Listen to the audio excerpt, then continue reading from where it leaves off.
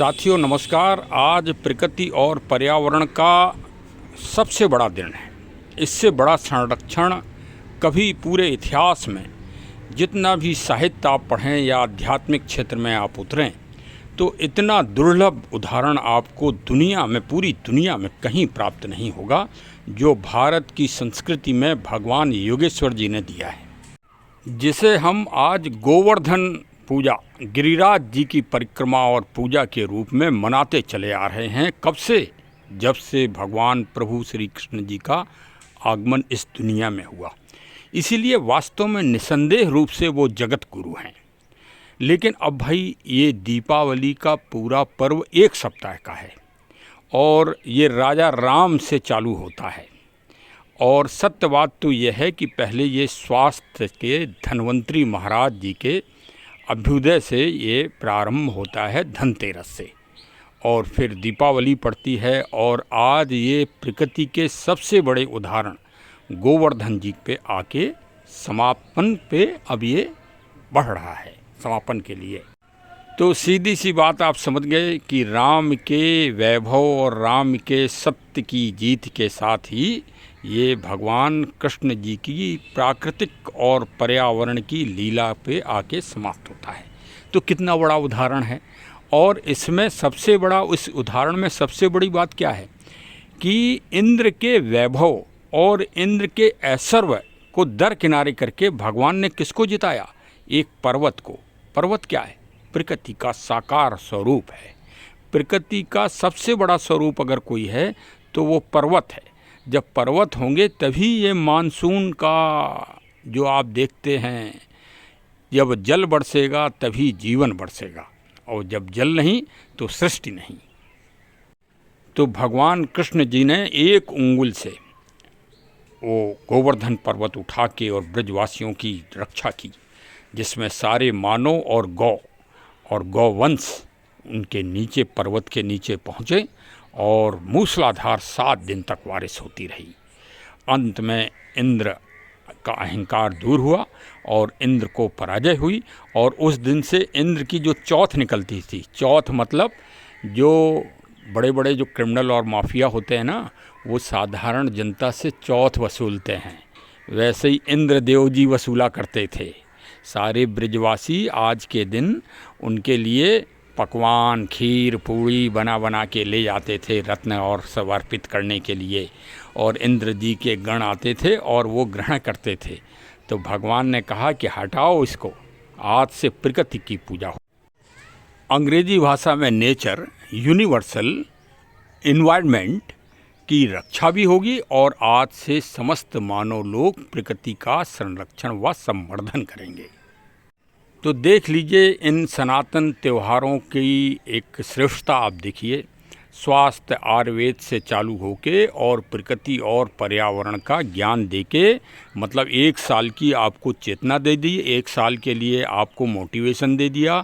अब आप प्रकृति का संरक्षण करें। अगर आपने कोई पौधा आज रोपित न किया हो तो अवश्य रोपित करें, और साथ में गौवंश की रक्षा करें, क्योंकि गौवंश से ही ज़मीन का जो पीएच है, जो भूमि का पीएच है, जो खेत हैं हमारे, वो उर्वरक होंगे। और जब वो उर्वरक होंगे तभी हम और आपके लिए पर्याप्त अन्न प्राप्त होगा। और जो कीटनाशक केमिकल्स की दवाएं आ रही हैं विदेशों से, उन पर रोक लगेगी।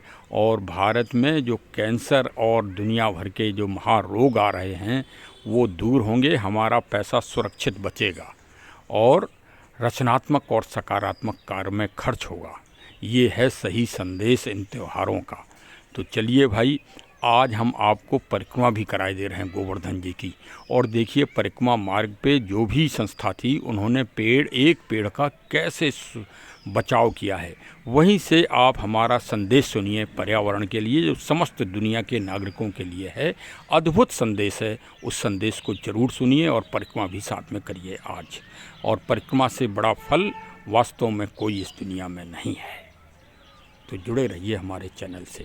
देखिए परिक्रमा मार्ग गोवर्धन जी से एक प्रेरणा कि ये पावन नीम का पौधा है और ये सड़क के बीचों बीच लगा है।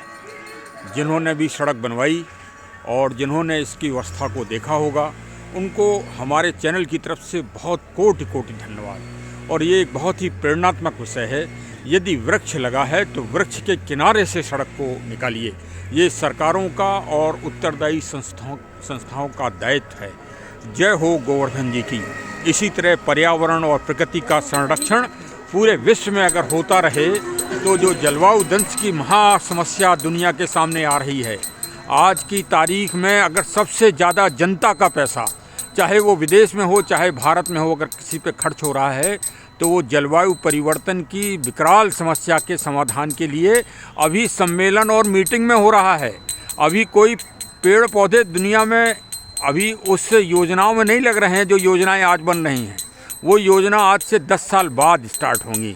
लेकिन अगर हम पेड़ों का संरक्षण इसी तरह से करते रहेंगे तो समझ लीजिए कि वो समस्या भारत में तो नहीं आएगी, दुनिया में तो आएगी भाई, क्योंकि दुनिया में पेड़ पौधों का संरक्षण उतनी अधिक मात्रा में नहीं हो रहा है और ना ही ऐसा कोई प्राचीन ज्ञान है वहाँ, और ना ही गोवर्धन ऐसी महान परिक्रमा है जो भगवान प्रभु योगेश्वर कृष्ण जी के समय से यथावत चलती चली आ रही है। ये प्रकृति, पर्यावरण और जलवायु संरक्षण का पूरी दुनिया के लिए संदेश है। मैं तो कहता हूँ कि इस परिक्रमा को पूरी दुनिया के लोगों को ज़रूर ही करना चाहिए, जिससे गोवर्धन पर्वत का मतलब है स्थिर मन करना। जहाँ पर्वत की तरह जब आपका मन स्थिर होगा तभी आप दुनिया में किसी भी लक्ष्य को, किसी भी उद्देश्य को प्राप्त कर सकते हैं। अगर आपका मन चलायमान होगा तो आप किसी भी चीज़ पर टिक नहीं सकते। ये पर्वतों की बहुत बड़ी प्रेरणा और मोटिवेशन है। तो आज चलिए, वही गौरवशाली संयोग है, ये एक महान संयोग है कि आज परिक्रमा का मौका मिल ही गया। तो चलिए साहब, उसी का एक एक कदम बढ़ता चला जा रहा है और सर्दी भी बड़ी भयंकर रूप से पड़ रही है, जैसे कोई परीक्षा ले रहा हो। तो चलिए, जीवन में परीक्षा तो होती ही रहती हैं। हनुमान जी की परीक्षा भी लंका विजय के टाइम जब वो चले थे तो सुरसा देवताओं की माता जी ने ली थी। तो जब अच्छा काम करेंगे तो परीक्षा तो देना ही पड़ेगी भाई। लेकिन चलिए, नंगे पैर लोग यहाँ पर आस्था और श्रद्धा के साथ, दंडवत के साथ परिक्रमा को कर रहे हैं और पूरे मनोयोग और उत्साह से कर रहे हैं। ये देखिए, संत जी अपना आग जला के अपना। तो चलिए साहब, बहुत बहुत धन्यवाद। आज आपने पावन गोवर्धन जी के दर्शन किए, आपने परिक्रमा मानसिक रूप से की। हमारे चैनल को अवश्य सब्सक्राइब करिए और इसी तरह त्योहारों को आनंद लेते रहिए। आतिशबाजी और पटाखों का विरोध हो रहा है। हमारा ये चिंतन है कि यदि आतिशबाजी और पटाखे ये एक मानवीय सकारात्मकता के प्रतीक हैं, ये एक हमारा उत्साहवर्धन करते हैं और हमको विजय भाव का एक एहसास कराते हैं। यदि ये जन ये बंद हो जाएंगे, जिस दिन ये बंद हो जाएंगे उस दिन दुनिया में आतिशबाजी तो चलेगी। आज की तारीख में मध्य एशिया में आतिशबाजी चल रही है, नृशंस हत्याएं लोगों की हो रही हैं। उन हत्याओं को पूरी दुनिया की कोई ताकत रोकने वाली नहीं है। आज संयुक्त राष्ट्र संघ सिर्फ उनका मुंह देख रहा है और तमाशा बना है। तो ये स्थिति होगी यदि आपने सकारात्मकता को दुनिया से रोक दिया। तो आतिशबाजी क्या है? सकारात्मक है। पॉल्यूशन के लिए हमको और सरकारों को चिंतन करना चाहिए, अच्छी आतिशबाजी बनाना चाहिए इकोसिस्टम के द्वारा, और पेड़ पौधों और प्रकृति का संरक्षण करना चाहिए। इंद्र अगर पानी मूसलाधार बरसाएंगे तो जनता की रक्षा करने के लिए भगवान स्वयं आएंगे। तो ठीक है भाई, आतिशबाजी में पॉल्यूशन हो सकता है, हम भी मानते हैं अब, लेकिन उसके साथ हम ग्रेनेज उपाय भी सभी लोगों को करना चाहिए अधिक से अधिक। और जो रिपोर्टें आई हैं उनके आधार पर ये भी स्पष्ट हो गया कि पटाखों से कोई विशेष IR बढ़ा नहीं है दिल्ली का या अन्य महानगरों का। हाँ, और जो रिपोर्टें हैं IIT Indian institute of technology आदि की, वो भी सकारात्मक पक्ष को लेके चल रही हैं। तो भाई चलिए, हमारे चैनल से अवश्य जुड़े रहिए और प्रकृति, पेड़ पौधों का और प्रकृति संपदा का संरक्षण और संवर्धन करिए, जो वास्तव में मूल तत्व है। जय हिंद, जय हिंद, जय।